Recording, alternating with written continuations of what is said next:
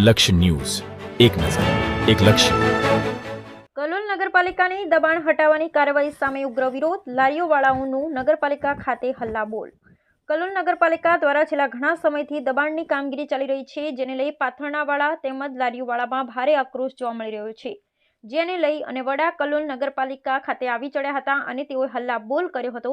જેને લઈ કલોલ નગરપાલિકા પ્રમુખ શૈલેષભાઈ પટેલ પાથરણા તેમજ લારીઓવાળા માટે વૈકલ્પિક જેની વ્યવસ્થા કરી આપવા માટે જણાવ્યું હતું.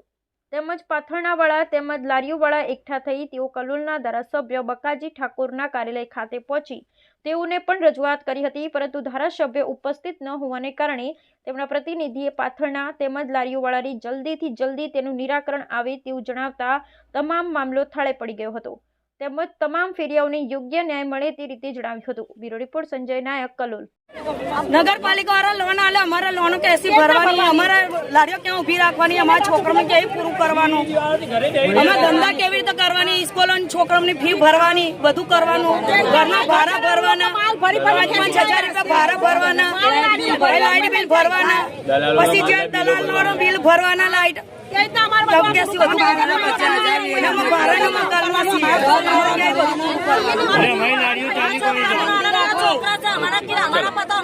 રૂપિયા અમે ત્યાં બેસવા દેવાના છીએ. અત્યારે હાલ કડક એટલે કાર્યવાહી કે બહારના ફેરી આઈ કાર્ડ વગર ના છે.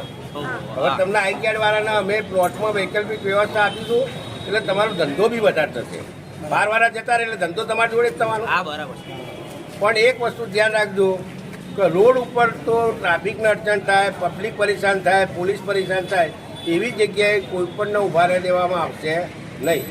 અમે બને એટલી ઝડપી વ્યવસ્થા કરીએ છીએ વૈકલ્પિક, એરિયા પ્રમાણે પ્લોટો છે અને એરિયા પ્રમાણે જે એરિયા ઊભા રહેતા હતા એ રીતે અમે ત્યાં સગવડ કરવાના છે. પણ ક્યાંય અમે રોડ ઉપર ઊભા રહેવા દઈશું નહીં, એટલે કાયમ માટે તમારે શાંતિ થઈ જશે. આજ સુધી તમને કોઈએ વૈકલ્પિક વ્યવસ્થાની વાત નહીં કરી હોય, અમે કરીએ છીએ, પણ થોડો ટાઈમ લાગશે. પણ તમે એમ કહો કે અમને 2 દામ કરી દો, કાલ કરી દો, તો કોઈએ કીધું હોય તો વાપરો પહેલાં. તમારી વૈકલ્પિક વ્યવસ્થા અમે કરવાના છીએ, પણ અત્યારે જો તમે સાથ ને સહકાર આપશો તો તમારે કાયમ માટે શાંતિ થઈ જશે.